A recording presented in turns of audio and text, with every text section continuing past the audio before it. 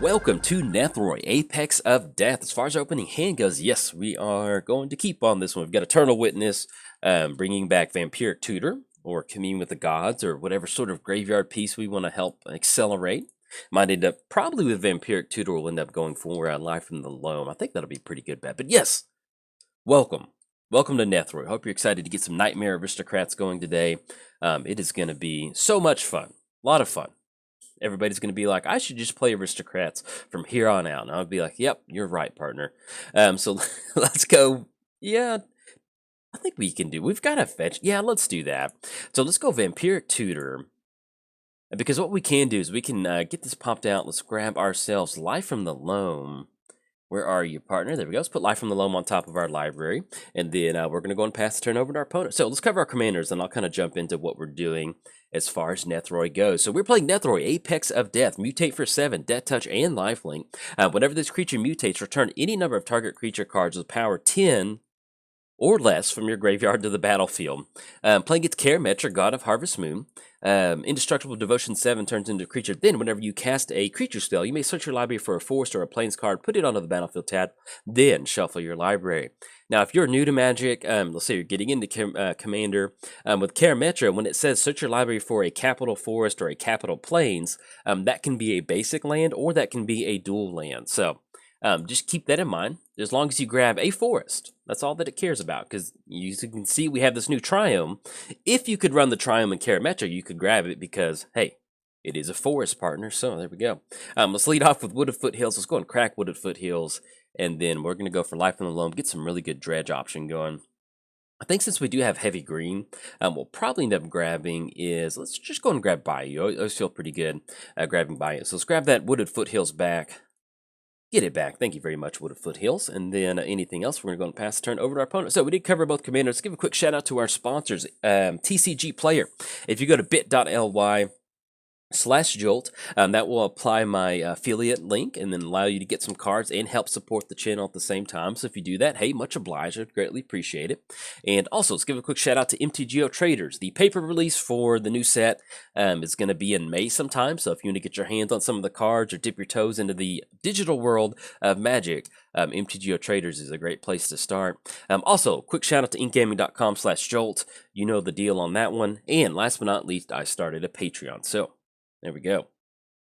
If you're keeping score at home, I think it's safe to say that you can check that it's officially free time box. So, we're at our opponent's instep, so we'll see what they're doing. But then next turn, yeah, we're still going to end up dredging Life from the Loam because we've got Eternal Witness. Yeah, this is going to be good. We're pretty much on the Life from the Loam option from here on out. So, let's go Forest.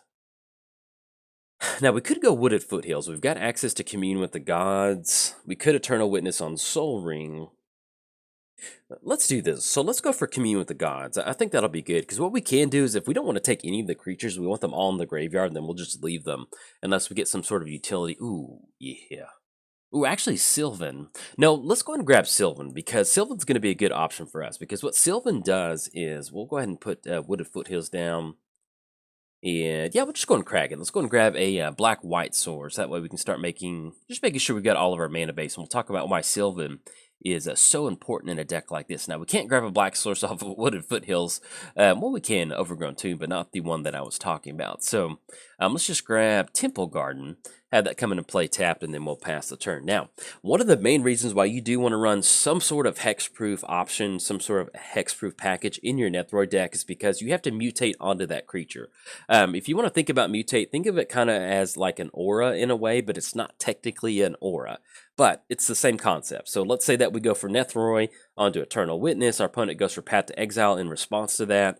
We're not going to get the mutate trigger. I think Nethroi still goes to the battlefield. I'm not sure about that aspect. But long story short, if you want the mutate part to happen, it has to resolve and it has to mutate on that creature. Then you get that triggered ability. So that's why it's so important to run some sort of option of having some sort of hexproof out there. Because, you know, you're going to go for a big Aristocrats package. It's not going to be good if you you don't have any hexproof creatures to target to get the party started. That's going to be one of the main things that you're looking for. So, see what we rip into. Ooh, Nightmare Shepherd. Yeah, I think this turn we just end up going Sylvan, just get that option on the battlefield, and then we'll end up going for Eternal Witness. Now, with us kind of dredging into our library, this kind of opens up this Eternal Witness a lot more. So if we start getting something that's going to help us, get it even more, get a few more cards in the graveyard, something like Buried Alive, that's probably what we're going to end up holding on to Eternal Witness for. So let's go ahead and grab Wooded Foothills. Let's grab Volrath Stronghold, and let's go ahead and grab Savannah. Yeah, that's fine. All right, so we're going to be green and then black. And then dredge options. Something like Life from the Loam is so important in a deck like this. You've got a 7-mana commander, essentially. It is 5 mana if you want to get a Death Touch 5/5 lifelink out there, which you can do that. Nobody's stopping you. But if you want to get the full effect of Nethroi, your commander is essentially 7. And so what Life from the Loam does is it just makes it to where you're always making your land drops, you're getting your graveyard going. One of the things that you want to keep in mind with a graveyard deck is that your graveyard is just an extension of your hand. So we've got 1, 2, 3, 4, 5, we have 7 cards in our hand. We've got 8 cards in the graveyard. So we've almost got this like 15 card hand essentially with Nethroi, and that's what makes them so good. So that's why it's so important to... even if you're just dredging Life from the Loam every single turn, it's almost like you're looking at 3 cards every single time. You're going to get 3 more cards in the graveyard, 3 more cards in the graveyard. Then at the same time, you're going to allow yourself to keep making your land drops. So it's just really important to have a good graveyard base. If you're going to be building Nethroi, it starts there. So, do we block on this? I guess we just let that go through. I don't know if they have a random pump spell. We could block on Nissa, but having Sylvan on the battlefield is a lot more. I know they have hexproof, but it's a 2/2, and if they just have a +1/+1, then we end up losing Sylvan, and that wouldn't be that good. So, but yeah, as far as the aristocrats in Nethroi, Nethroi makes for the best aristocrats commander. I got into Magic with aristocrats. That's what made the game kind of click for me, in that I'm like, oh, you can do a lot of cool stuff in here. Ooh, we hit Luminous Broodmoth. Okay, we are getting this party started. So if we end up going Eternal Witness, so right now we actually do have a pretty good aristocrats package. We have Blood Artist, we have Bloodthorn Vampire, so we've got the Sack Outlet, we have Underrealm Lich, which we can bring back if we need to, and then Luminous Broodmoth. So this is pretty much everything that we need to get going on our side of the battlefield. I think what we still need to do is we still need to end up going for Dredge. So let's go for a Night. Well, actually, if we end up doing Nightmare Shepherd, we're not going to be able to do that. So let's go. Let's crack Wooded Foothills. We'll get that into the graveyard. We're going to go for Life from the Loam, and then we're going to cycle this Triome. Let's grab ourselves a Forest. That way we can just get a little bit of extra card draw. So let's go Life from the Loam. Let's go Bajuka Bog, Guy's Cradle, and Wooded Foothills. There we go. And then we're going to cycle this Triome, and that'll kind of keep us open on getting an extra card draw. And the other cool thing about using Life from the Loam in a graveyard deck like this is that we can dump something like Nightmare Shepherd into the graveyard. Nightmare Shepherd would be a good option to get down, but there's sometimes where, and actually we might end up keeping it if we want to stop some of these elves. But there's other times, let's say that we have some other, let's say we had Blood Artist in our hand, we need to dump it into the graveyard. You can use Life from the Loam as a way to kind of help get for these extra, these extra discards if you're in step, which is always good. So we've got 1 mana Guy's Cradle, which could be good. Yeah, let's just go and dump the Forest. That'll kind of keep us open. So anything else, we pass it back over to our opponent. So but yeah, with the actual aristocrats package that you're looking for with Nethroi, one of the good things about that is that Nethroi is going to bring back 10 power or less from your graveyard to the battlefield. If you're playing aristocrats, most of the time you can get something like a foundation piece like Nightmare Shepherd that's going to be 4. You just got to think about that 10 power as a budget. How quickly can I close the game out? You've got Blood Artist in the graveyard. That's a 0/1, so that's free real estate right there. You've got Vorinclex. Let's go for Triumph. Let's cycle the Triumph real quick. All right, this game is getting yeah, I think we still end up dredging Life from the Loam. All right, so deep. Oh, that is good. All right, Deep Forest Hermit and Pitiless Plunderer. Okay, that is good. I kind of wish we had dumped Nightmare Shepherd. Well, that would have been too much in there. So, so what we're gonna do on this is we're gonna try to go for Nethroi next turn. I think that's gonna be 1, 2, 3, 4, 5, 6, 7. Yeah, that should be just enough with the land drop. So with Vorinclex, yeah, that's going to give them extra mana. We just need to be able to get some extra creatures on the back. I don't know if we're going to be able to close it out exactly, but we'll do some do a little bit of math on this one, because we're kind of in this weird position with Vorinclex in that if we tap down mana for something like Nightmare Shepherd, it's just going to be so hard for us to get past that. Now, we do put ourselves in a spot to where we could let them swing in with Vorinclex, but with Karametra coming online for Devotion, they're going to hit us for 6 this turn, probably. That's going to put us down to 11. I don't think we can take a hit next turn, so let's see what's going to happen. So that does put us down to 11, and that's going to be, that's going to be hard next turn to kind of stop that onslaught. So even if we end up blocking on Vorinclex, that's going to be 6. 7, 8, 9, that's going to be 10. That'll leave us down to 1. And then we still have to tap down our mana. So, unfortunately, there's nothing in the graveyard that we... Ooh, okay. So we run into Mana Crypt, so that kind of does help just a little bit. Let's go Guy's Cradle. Yeah, let's do that. So let's go Guy's Cradle. And that's going to be 1, 2, 3, 4, 5, 6, 7. That's going to be just enough for Nethroi.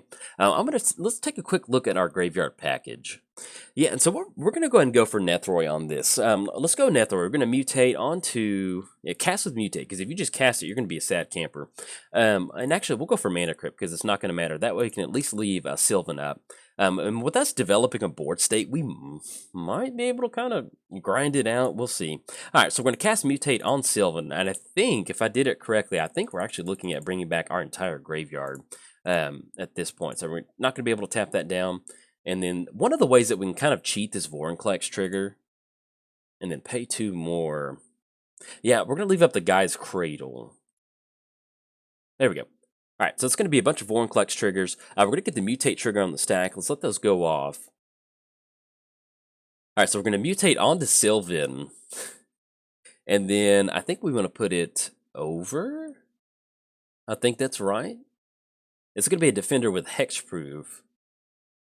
You know, no, I think we go over, because that way we're going to have that Death Touch option. So there we go. All right, so we're going to get the Nethroi trigger. We're going to grab Blood Artist. We're going to grab Bloodthorn Vampire, Luminous Broodmoth. That's going to be Deep Forest Hermit, and then we can grab Underrealm Lich. Yeah, that's going to be a perfect graveyard. So there we go. We're going to bring all of those back. And even if we don't close the game out at this point right now, at least just showing you how to get such a just wonderful aristocrats package on the battlefield is so nice. We're going to yield to this Deep Forest Hermit.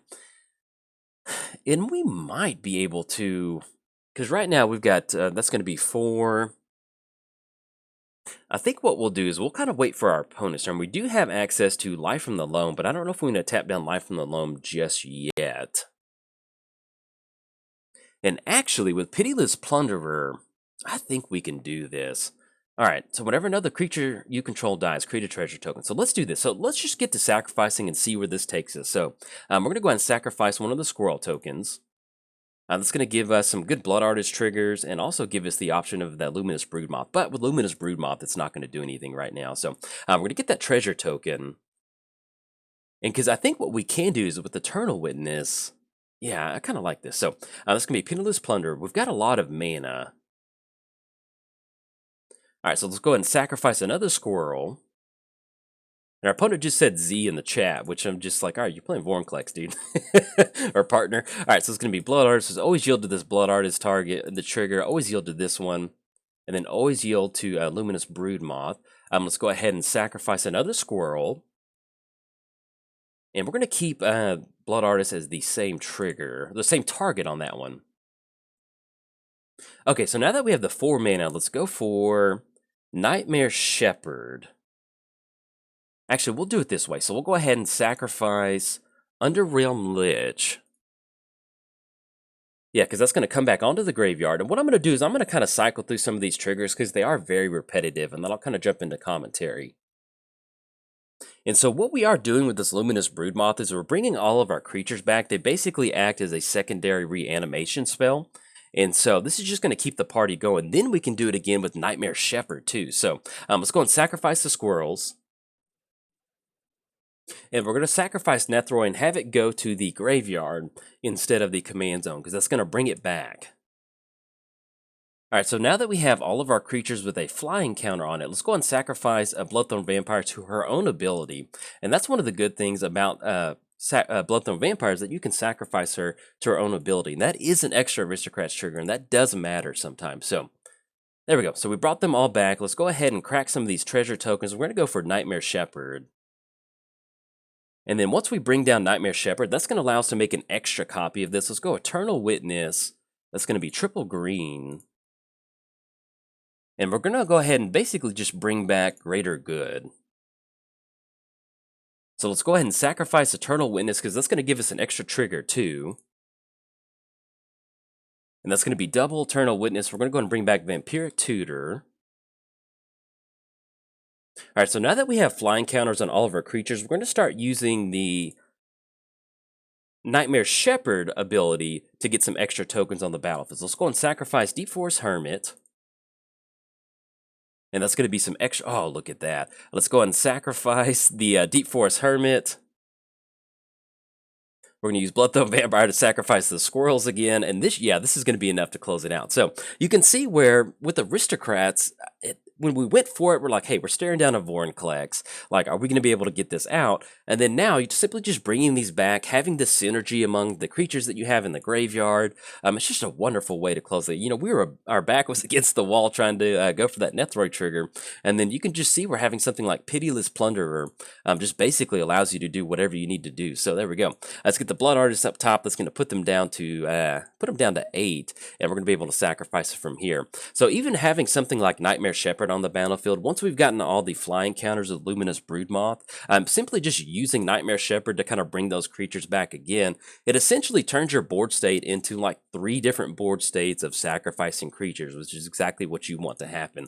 Like, we haven't even touched any of our our main creatures over here. We've just been sacrificing basically tokens to target our opponent, and I think this is going to be our 3rd Eternal Witness trigger. Now, with Nightmare Shepherd, you do have to exile the creature, but one of the good things about it is, and I guess we'll just bring back a Soul Ring, that's fine. But one of the good things about Eternal Witness is that you can get these extra enter the battlefield triggers too, so yes, we will use it. But yeah, Nightmare Shepherd does exile the creature, so that's something that you do need to keep in mind whenever you're playing this game. So there we go. All right, let's go and sacrifice it. We just need to sacrifice 5 more creatures. Oh yeah.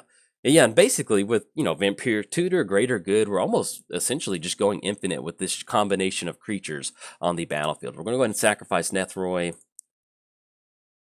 Got Nethroi back in the... Well, we got Nethroi in the command zone, then we got a token of Nethroi. Let's go ahead and sacrifice Sylvan. And one of the cool things about going for aristocrats, the only thing that you have to watch out for in aristocrats is graveyard hate. That's it. That's all you have to worry about. Because right now, let's say our opponent does have Path to Exile. This is all done at instant speed. So basically what we can do is in response to a Path to Exile or in response to Doomblade or some sort of removal spell, we just keep sacrificing creatures. You can see where you can basically just keep the stat going. And that's what makes aristocrats so resilient and so much fun to play. And we've got a Flying Underrealm Lich, which, if you're a fan of Golgari, that is exactly on brand for what Golgari wants to do. So that's going to be another treasure token. Yes, we're going to use that ability. Let's bring back Underrealm Lich, and then let's go ahead and sacrifice Underrealm Lich as the last Blood Artist trigger. I want to give a huge shout out to our opponent, King Kill. Thank you so much for allowing this to happen. Showcasing this is a huge difference in understanding what Aristocrats does and getting those triggers. But yes, this is exactly what you're going to be doing with the Nethroi trigger. Even if you're just bringing back your graveyard to see what could end up happening, you can see where it basically just won us the game. We sacrifice our board state. Now, Blood Artist does say target player loses 1 life and you gain 1 life. Now, you may be sitting there saying, how would I close this out at a multiplayer table?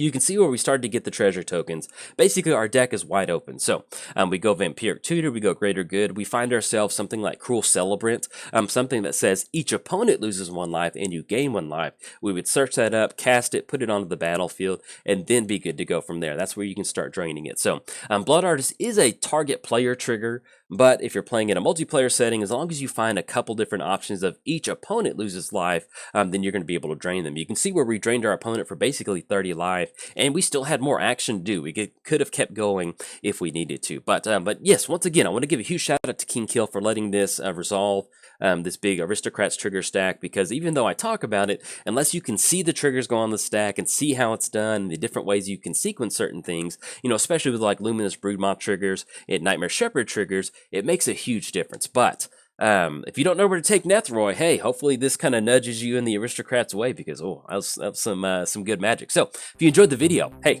like and subscribe. Thanks. Bye.